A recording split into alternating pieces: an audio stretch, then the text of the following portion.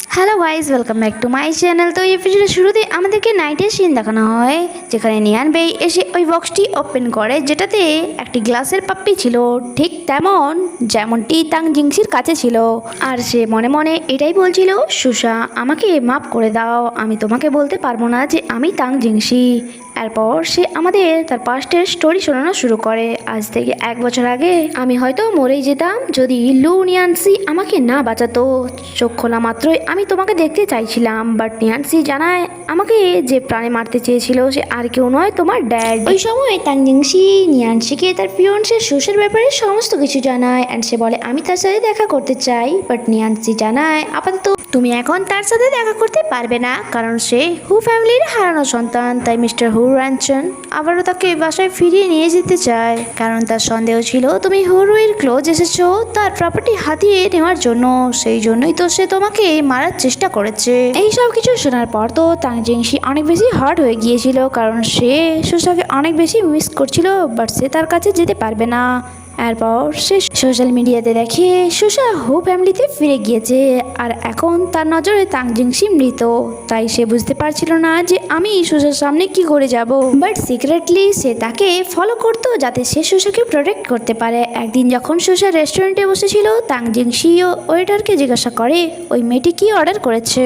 Waiter জানায় alcohol, যা শুনে তাং জিংসি বলে প্লিজ তাকে কিছু নন অ্যালকোহল দিয়ে দিন, কারণ আমরা রিসেন্টলি আলাদা হয়েছি, তাই আমার মনে হয় না যে সে বেশি অ্যালকোহল হ্যান্ডেল করতে পারবে। অ্যান্ড সে এটাও নোটিস করে যে আজকাল সুসা অনেক বেশি স্যাড দেখাচ্ছিল, অ্যান্ড সে ওই নেকলেসটিও হারিয়ে দিয়েছিল যা আমি তাকে দিয়েছিলাম। তাই তাং জিংসি তার সামনে দিয়ে যখন যাচ্ছিল তার দিকে ওই নেকলেসটি ছুড়ে দেয়, অ্যান্ড মনে মনে এটাই বলছিল আমাকে মাফ করে দিও, আমি খুব তাড়াতাড়ি তোমার সামনে আসবো, শুধু আমাকে একবার জানতে দাও যে এইসবের পেছনে কি আছে।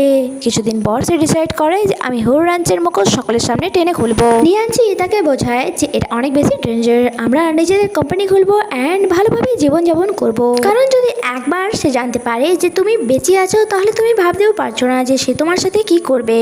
বাট ট্যাং জিংসি সুসা থেকে দূরে থাকতে চাইছিল না, সেই জন্য সে তার নাম বদলে সুসার সামনে চলে আসে। এরপর সে জানায় নিয়ানসি আমার ডেথ সার্টিফিকেট বানায়, অ্যান্ড তার সাথে সাথেই আমার মতো দেখতে একটি ডামি, যাতে আমার মৃত্যুটা সকলের নজরে রিয়েল লাগে। বাট সুসা আমি তোমাকে ওই সময় আমার জন্য কাঁদতে দেখে নিজেকে আটকাতে পারিনি। আমি জানতাম ওই সময় তোমার সাথে দেখা করা অনেক বেশি রিস্কের হতে পারে, বাট আমি নিজেকে কন্ট্রোল করতে পারিনি। এরপরেও আমি চাইছিলাম যে আমি তোমার সামনে আসবো না, বাট তুমি যতবারই আমার ক্লোজ এসেছো আমি নিজেকে আটকাতে পারিনি। অ্যান্ড ওই সময় যখন আমরা একসাথে ডান্স করছিলাম আমার এটা শুনে ভালো লেগেছে, আমি মাস্ক পরে থাকা সত্ত্বেও তুমি আমাকে চিনে ফেলেছিলে, বাট তুমি আমাকে মাফ করে দাও। আমি এই সত্যটা তোমাকে বলতে পারবো না, কারণ এখনো অনেক রহস্য আছে যার কারণে আমাকে আমার পরিচয় লুকিয়ে রাখতে হবে। অ্যান্ড প্রেজেন্ট টাইমে এই সব কিছু ভাবার পর সে অনেক বেশি স্যাড ফিল করছিল, অ্যান্ড ওই গ্লাসের পাপেটি সেই বক্সে আবারও রেখে দেয়। এরপর সে সুসার রুমে আসে, অ্যান্ড সে দেখে সুসা একদমই বাচ্চাদের মতো শুয়ে আছে, সেই জন্য সে তাকে প্রথমে তো ঠিক করে, অ্যান্ড তারপর সে তার ফরহেডে কিস করে, অ্যান্ড তার স্লিভার ঠিক করে সে সেখান দিয়ে চলে যায়। আর তার চলে যাওয়ার পর আমরা দেখি সুসা তার চোখ খুলে, তার মানে সে ঘুমায়নি, জাস্ট ঘুমানোর অ্যাক্টিং করছিল। অ্যান্ড নিয়ান বেইয়ের এমন বিহেভিয়ারে সে দেখে না গিয়ে হ্যাপি ফিল করছিল, তার মানে সে না চাইতেও নিয়ান বেইকে লাইক করতে শুরু করেছিল। নেক্সট সিনে আমরা তাকে এক মেয়ের সাথে দেখি যাকে সে হায়ার করেছিল তার খুনিকে ধরার জন্য, আর তার সাথে সাথেই সেখানে আমরা আরেকটি ছেলেকে দেখি যার হাত পা বেঁধে রাখা হয়েছিল। এরপর নিয়ান বেই ওই মেয়েটিকে টাকা দিয়ে সেখান থেকে পাঠিয়ে দেয়। এরপর ওই ব্যক্তির কাছে এসে তাকে বলে যে আচ্ছা তার মানে তুমিই সেই পার্সন যে আমার উপর অ্যাটাক করেছিলে। তার মুখ থেকে টেপ তুলে বলে ভালো করে দেখো এই ফেক ডকুমেন্টস তুমিই বানিয়েছিলে তাই না। বাট ওই পার্সন তো মানতে রাজি ছিল না, অ্যান্ড সে চেঁচিয়ে বলে কেউ কি আছো প্লিজ আমার হেল্প করো। তাই নিয়ান বেই তার মুখে আবারও টেপ লাগিয়ে দেয়, আর তাকে লাইনে কি করে আনতে হয় সে ব্যাপারে নিয়ান বেই ভালো করে জানতো। তার মুখ বন্ধ, অ্যান্ড সে এখানে রুমের কুলিং সিস্টেম অন করে দেয়, আর তাকে বলে ফেক ডকুমেন্টস বানিয়ে তুমি ইউএসএ এন্টার করেছো, তারপর আমাকে ফলো করেছো, অ্যান্ড ফাইনালি তুমি আমার উপর অ্যাটাকও করলে। যদি তুমি আমাকে বলে দাও যে এইসব করার জন্য তোমাকে কে বলেছিল তাহলে আমি তোমাকে জীবিত ছেড়ে দেবো। এটা বলে সে চেয়ারে আরামসে বসে যায় এটা শোনার জন্য যে কখন ওই পার্সনটি বলবে হ্যাঁ আমি তোমাকে সবকিছু বলতে রাজি আছি।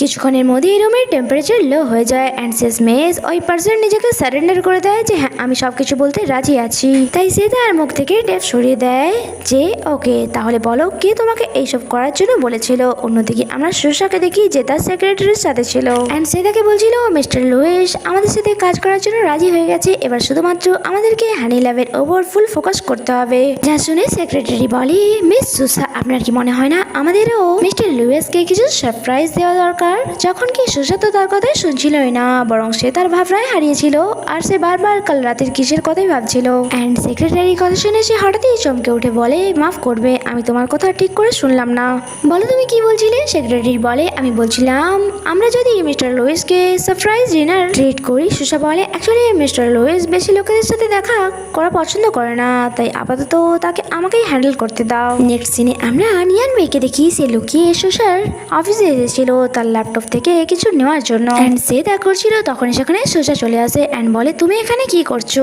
আর তাও আবার আমার ল্যাপটপে। অ্যান্ড সে এখানে হাতে নাতে ধরা পড়ে গিয়েছিল অ্যান্ড এখানে এই এপিসোডই শেষ হয়। আর আগে কি হয় তা জানতে স্টে কানেক্টেড। ভিডিও ভালো লেগে থাকলে লাইক কমেন্ট অ্যান্ড শেয়ার করবেন অ্যান্ড চ্যানেলটিকে সাবস্ক্রাইব করে সাপোর্ট অবশ্যই করবেন। দেখা হচ্ছে পরের এপিসোডে, বাই বাই।